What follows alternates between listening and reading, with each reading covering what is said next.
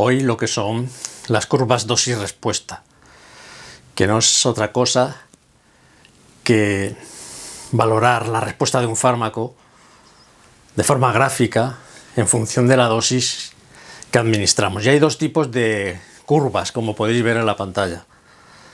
Veis que hay un tipo de curvas que se llaman graduales y hay otro tipo de curvas que se llaman cuánticas, en función de que se represente en el eje de ordenadas la eficacia o la unión del fármaco o el porcentaje de individuos que responden. Para introducirnos a las curvas dosis-respuesta es necesario hablar de dos términos que son muy importantes. Uno que es el de la afinidad y otro es el de la eficacia. Porque cuando un fármaco agonista se une al receptor, ocupa ese receptor. Y de esa ocupación se deriva una respuesta. Y eso significa que el receptor se ha activado.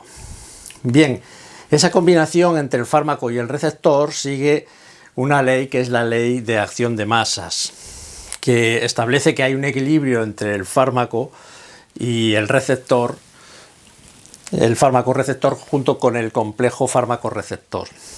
Y se puede expresar matemáticamente con esta fórmula que podéis ver aquí en la pantalla, en la cual veis que se define una constante que se llama la constante de disociación de ese complejo, del complejo fármaco-receptor a fármaco más receptor. También la inversa de la constante de disociación se llama la constante de asociación, que es la que rige la formación de ese complejo a partir del fármaco y del propio receptor. Por tanto, el tema de afinidad, ¿cómo se suele representar? Pues se suele representar con el porcentaje de receptores ocupados con respecto a la concentración del fármaco. ¿Y qué tipo de concentración, de curva obtenemos? Una curva tipo sigmoidea, en forma de S, de tal forma que al principio todos los receptores están vacíos, no están ocupados, y conforme vamos aumentando la concentración se van ocupando esos receptores hasta que se llega al máximo de ocupación. Ese máximo de ocupación se define mediante un parámetro que se llama Bmax, B de binding, de unión. Y también a partir de esta curva se puede definir otro concepto importante, que es la constante de disociación, que es la que aparece cuando la concentración del fármaco ocupa el 50% de los receptores.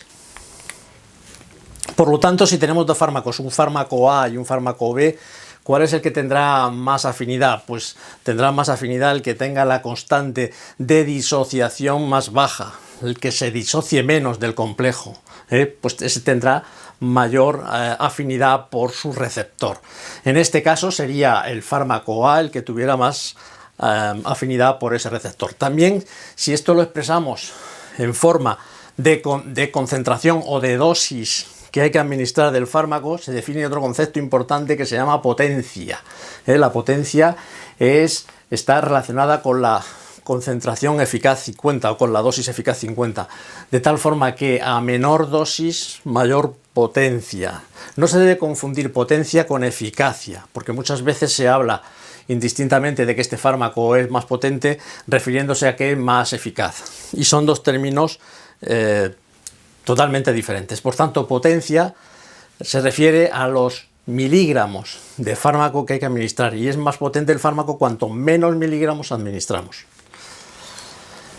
Otro concepto también importante es el de eficacia. Si en vez de representar el porcentaje de receptores ocupados ponemos aquí el porcentaje de eficacia, pues vemos que se obtiene una curva también sigmoidea. De tal forma que conforme vamos aumentando la concentración, se va aumentando la eficacia hasta que llega a un máximo que se llama Emax, eficacia máxima, por encima del cual no se produce mayor efecto. Como veis, aquí está representada también la concentración de fármaco que produce el 50% de la eficacia y se define como CE50 o dosis eficaz 50. Por lo tanto, si tuviéramos tres fármacos, el fármaco A, el fármaco B y el fármaco C, ¿cuál sería el más eficaz? El más eficaz sería el que tiene la altura más alta. En este caso sería el fármaco A. Y ahí se definiría el término de lo que es agonista. Agonista puro sería el fármaco A, mientras que el fármaco B y C serían fármacos agonistas parciales, porque su eficacia es menor que la del agonista puro. Por lo tanto, la eficacia viene marcada por la altura del eje de ordenadas. Por tanto, hemos visto dos representaciones gráficas, una en la cual hemos puesto los receptores ocupados con respecto a la dosis o la concentración, que obtendremos una curva también sigmoidea, que aquí definimos el concepto de B máxima, de ocupación máxima, y también definimos el concepto de afinidad, que viene determinada por la constante de disociación. También hay una fórmula matemática que también expresa y se puede calcular, por tanto, la ocupación de los receptores mediante esta fórmula que veis en la pantalla.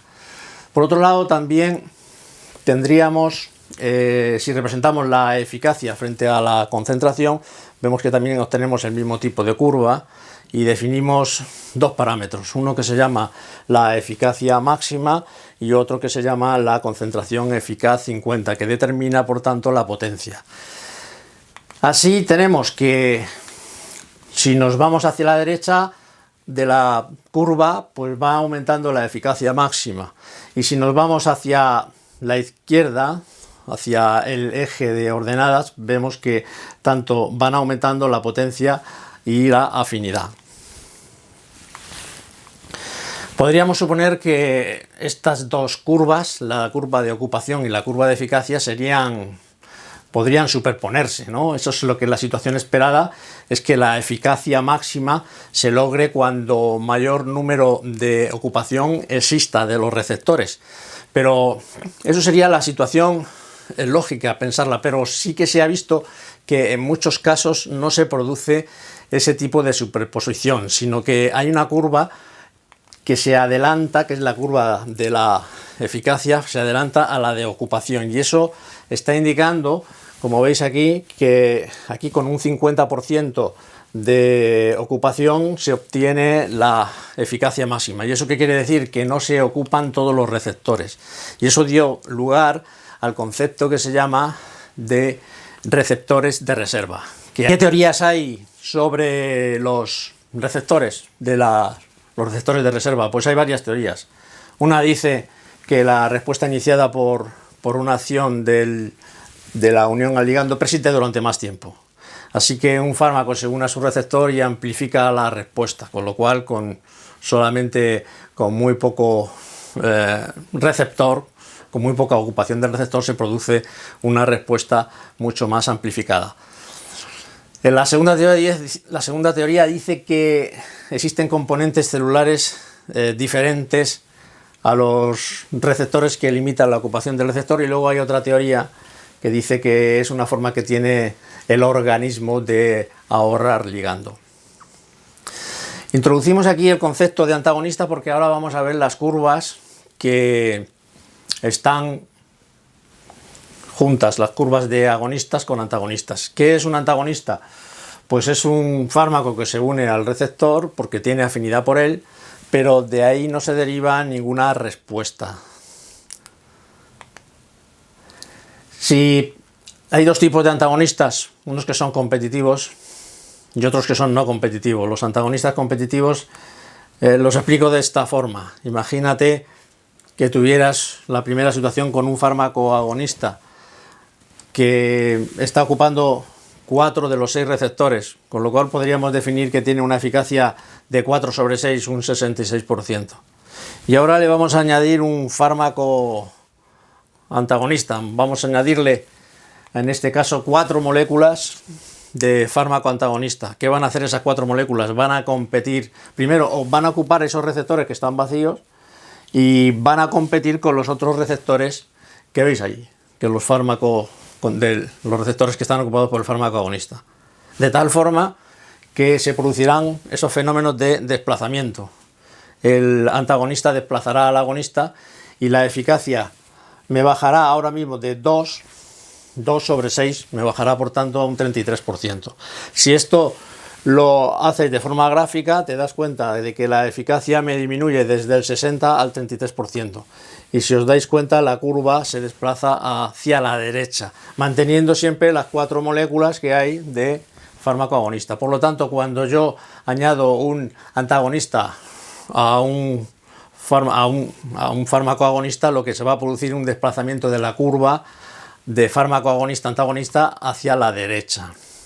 Pero sin embargo, la eficacia máxima no se altera. La eficacia máxima no se altera porque yo, si añado más concentración de fármaco agonista, puedo volver a la situación inicial y podría volver a recuperar todos estos receptores y poder alcanzar la eficacia máxima. Otra situación diferente se produce cuando son antagonistas irreversibles.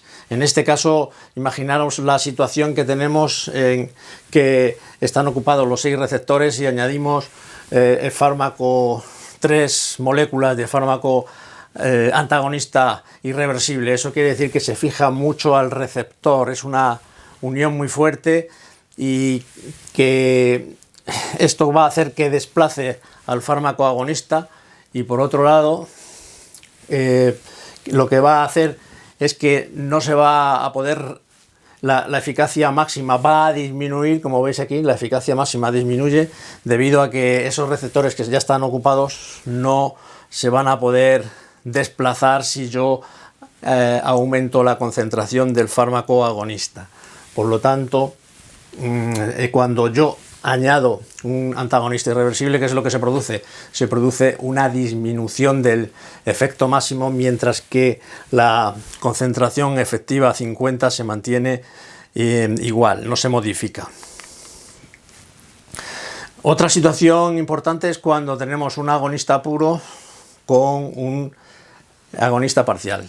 Imaginemos en esta situación que nosotros a cada molécula de fármaco agonista le damos una puntuación de 20 y al fármaco, lo que es el agonista parcial, una puntuación de 10. ¿Por qué? Porque el agonista parcial tiene menor eficacia que el agonista puro.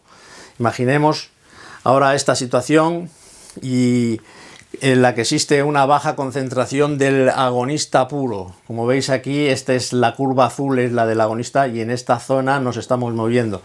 Imagínate que en este caso solamente uno de los receptores esté ocupado, porque hay muy baja concentración del agonista, esté ocupado por el agonista puro. Si nosotros, la suma de eficacia sería, como cada molécula suma 20, al final serían 20 lo que sumara.